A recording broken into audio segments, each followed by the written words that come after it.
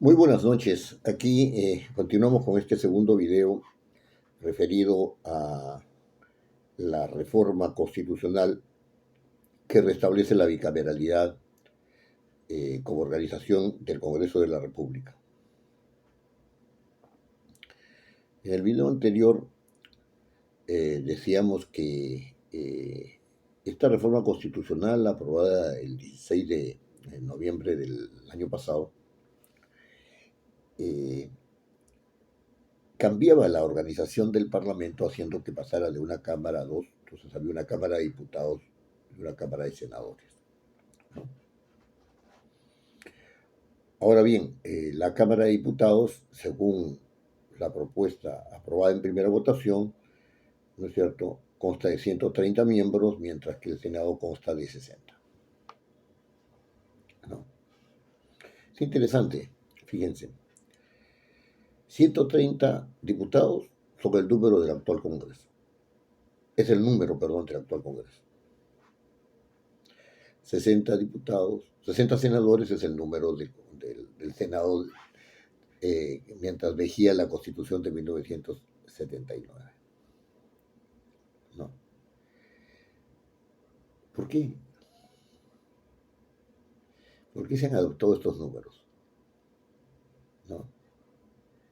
Más aún, tenemos que hacernos una pregunta respecto de una disposición que podría parecer inocua, ¿no es cierto?, que es la disposición por la cual se dice que el número de miembros tanto de la Cámara de Diputados como el Senado puede ser cambiado por ley orgánica.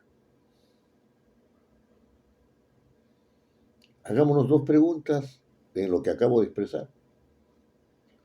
Primero, ¿por qué se establecen 130 el número de diputados y por qué se siente el número de senadores? ¿Y por qué, la segunda pregunta, se deja la posibilidad de que el número de integrantes de cada cámara sea realizado mediante ley orgánica y no por una reforma constitucional? Fíjense,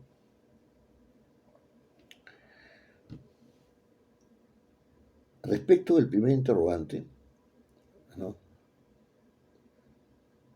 llama la atención cómo no se ha podido realizar un cambio en esa disposición para ampliar el número de diputados, ¿no es cierto?, a uno que sea por lo menos, ¿no?, mayor, porque la población, evidentemente, del año 1992, en que se dio el golpe de Estado fujimorista, ¿no es cierto?, se ha incrementado a 32 millones o 35 millones de peruanos. Ni siquiera se ha contemplado, ¿no es cierto?, el hecho de este aumento para decir que no sean 130 como es el número del actual Congreso, ¿no?, y por lo menos pues se adopte 180, ¿no?, que no es un número que corresponde a la relación entre representante y representado técnicamente determinada, pero que por lo menos indica pues que hay una voluntad de ampliar la representación en razón del criterio poblacional. Y 60 senadores. Yo ya la verdad no sé por qué 60 senadores.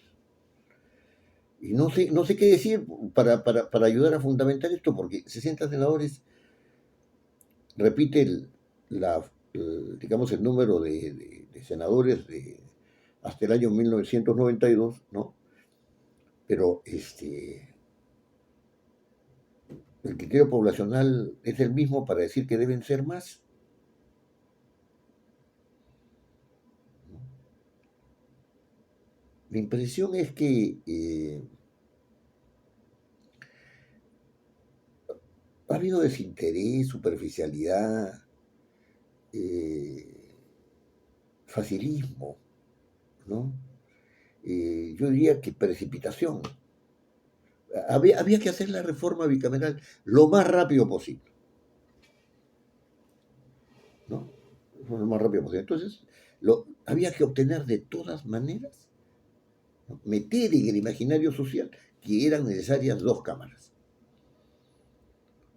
¿Ya? Vamos a evitarnos problemas. 130 es un número que ya está en la cabeza de todos los peruanos, porque son 130 los congresistas del actual Parlamento.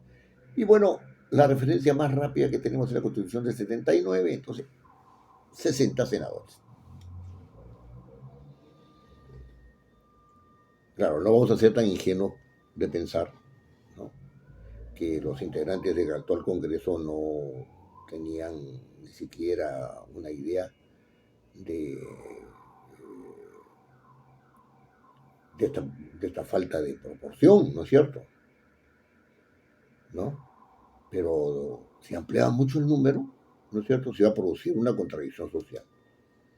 Ya ve, más comechados, ya ven, ¿no es cierto?, más gente que no trabaja y que gana muy buenos sueldos, etcétera. Entonces dejémoslo en 130 y pasemos a 60. No. Había que cuidar que las aguas no se agitasen, ¿no? No importa la representación, sino lograr que haya dos cámaras. Y es interesante hacer notar algo, ¿eh? Los propios fujimoristas y los militantes de izquierda presentes en el Parlamento no se jugaron por la unicameralidad. Díganme ustedes, los padres de la unicameralidad moderna, de esta reciente, ¿no es cierto?, formalizada por la Constitución de 1993, no fueron los fujimoristas. Y los grupos de izquierda no fueron quienes criticaban la democracia liberal diciendo que esas dos cámaras eran un desperdicio, ¿no es cierto? Y como el partido debía gobernar, entonces tenía que hacer una sola cámara porque esa cámara no podía, ¿no es cierto?, contradecir los mandatos, ¿no?, del partido y del Poder Ejecutivo. No se jugaron por eso, ni fujimoristas ni izquierdistas. No se jugaron por eso. Aceptaron la bicameralidad. Pero lo más importante de saber que existe esta desproporcionalidad es que ello podría suscitar un problema social. Nosotros no nos sentimos representados por este Parlamento. La vinculación del Parlamento con los grupos poblacionales que habían elegido, que los eligen, no necesariamente, ¿no es cierto?, da lugar a una relación amigable, una relación fructífera, ¿no es cierto? No exenta de sus contradicciones, pero no da lugar a eso. Entonces dijeron, acá tenemos un potencial problema si solamente conservamos 130 y 60. Entonces vamos a dar una salida. Y dieron la salida más fácil que se les ocurrió. Dirían en términos modernos, la más práctica, pero también la menos pensada en sus consecuencias. Vamos a decir que el número de congresistas, porque sabemos que no es el número adecuado, ¿no es cierto?, es modificable por ley orgánica.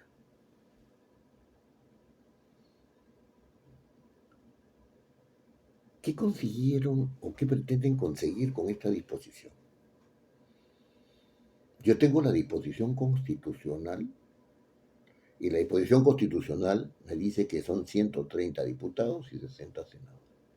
Entonces yo le digo al Parlamento, yo Constitución aprobada por estos congresistas, ¿no es cierto? Yo Constitución, te digo a ti, ¿no?, que puedes cambiar tu número, ¿no es cierto?, que puedes cambiar tu número, ¿no?, por medio de la ley orgánica. Es decir, con la mitad más uno del número legal de miembros de cada cámara. 66 votos en el caso de diputados, ¿no es cierto?, y 31 votos en el caso de senadores. Ya no los 2 tercios, ya no los 2 tercios, ya no 87 votos en diputados, ¿no?, ni 41 votos en senadores, ya no. Esa fue la salida. Y la justificación ha sido, si lo manda la Constitución, entonces así debe hacerse. Yo estoy de acuerdo con eso.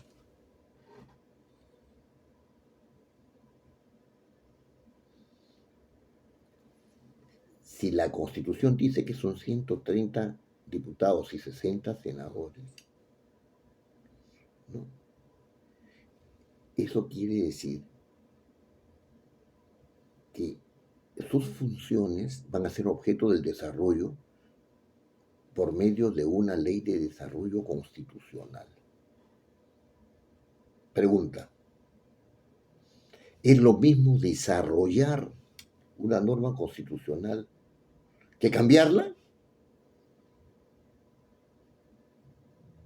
No se puede cambiar una disposición constitucional, ¿no es cierto?, confundiéndola con el desarrollo de esa norma constitucional. En consecuencia, el desarrollo de la norma que dice 130 congresistas y 130 diputados y 60 senadores, lo que tiene que hacer es, por medio del reglamento del Congreso, la ley de elecciones, existe una serie de normas, ¿no es cierto?, adecuarse a esta disposición. Adecuarse a esa disposición, una ley de desarrollo constitucional. No puede salirse de esos márgenes. Salirse de los márgenes implica una reforma constitucional. Y esa reforma constitucional debe realizarse según lo dispuesto en el artículo 206 de la Constitución. No se puede cambiar el número de senadores y diputados establecidos en la Constitución por medio de una ley de desarrollo constitucional que tiene carácter de ley orgánica. O sea, tiene que hacerse con una votación de la mitad más uno del número legal. Acá se requieren 2/3 para el cambio.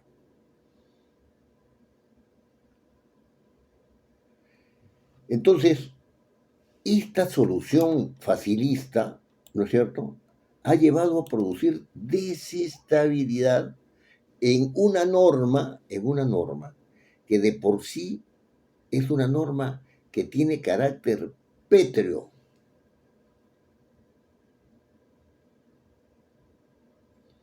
¿Qué significa que tiene carácter pétreo? Una norma constitucional, ¿no es cierto?, es aquella que es entendida como una norma que no puede ser de principio cambiada con facilidad. No. La idea de modificar por la vía legal la ley orgánica, ¿no es cierto?, el número de representantes de cada Cámara no es sino una manera más de debilitar la institucionalidad congresal. Y podría del paso interpretar que cualquier disposición constitucional puede ser cambiada por la vía de la ley, en este caso orgánica, porque así lo indica la Constitución. No es así. Las leyes orgánicas de desarrollo constitucional son distintas a las leyes, ¿no es cierto?, de cambio o de reforma constitucional.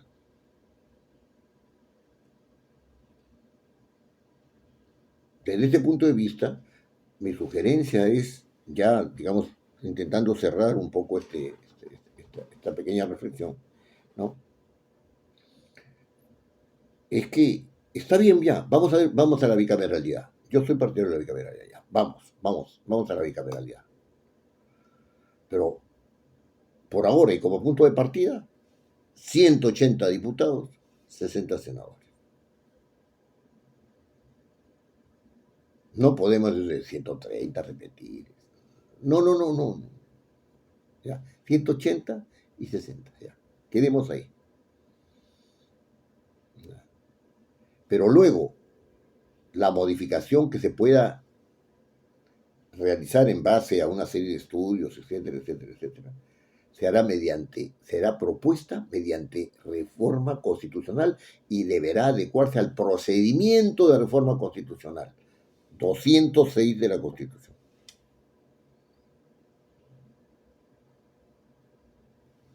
Miren,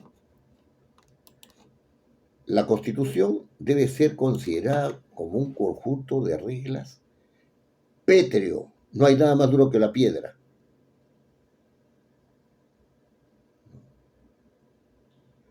Ni más duro ni más durable. Los cambios que puedan introducirse en la Constitución deben ser de la mayor seriedad, deben implicar una dificultad, ¿no es cierto? ¿Por qué? Porque debe ser presentada con los mayores, con exigencia de los mayores requisitos y fundamentos. Debe ser objeto de grandes debates.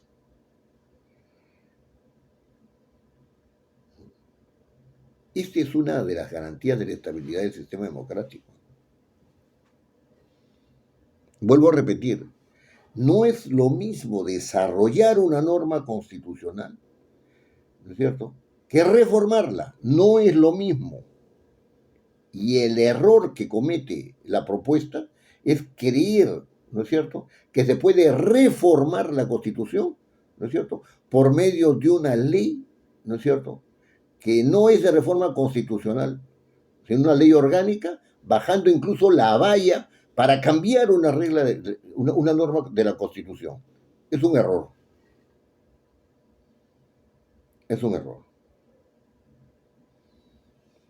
Vuelvo a insistir. Vamos a la bicameralidad. Ojalá que haya debate y debate serio y no necesariamente apurado, ¿no es cierto? No tiene por qué ser apurado.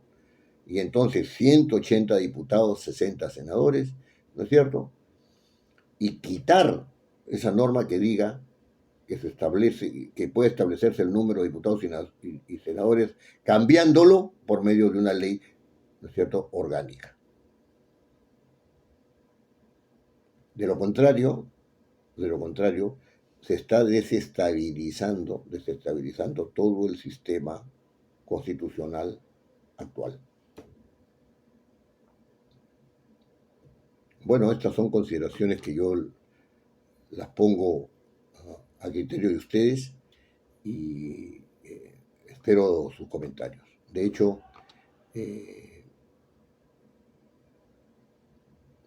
han habido una serie de comentarios muy interesantes por el interno, ¿no es cierto? Y las agradezco desde ya. Le agradezco muy especial a Samuel Abad por sus comentarios sobre el primer video. Muy bien, muchísimas gracias. Nos vemos en el próximo.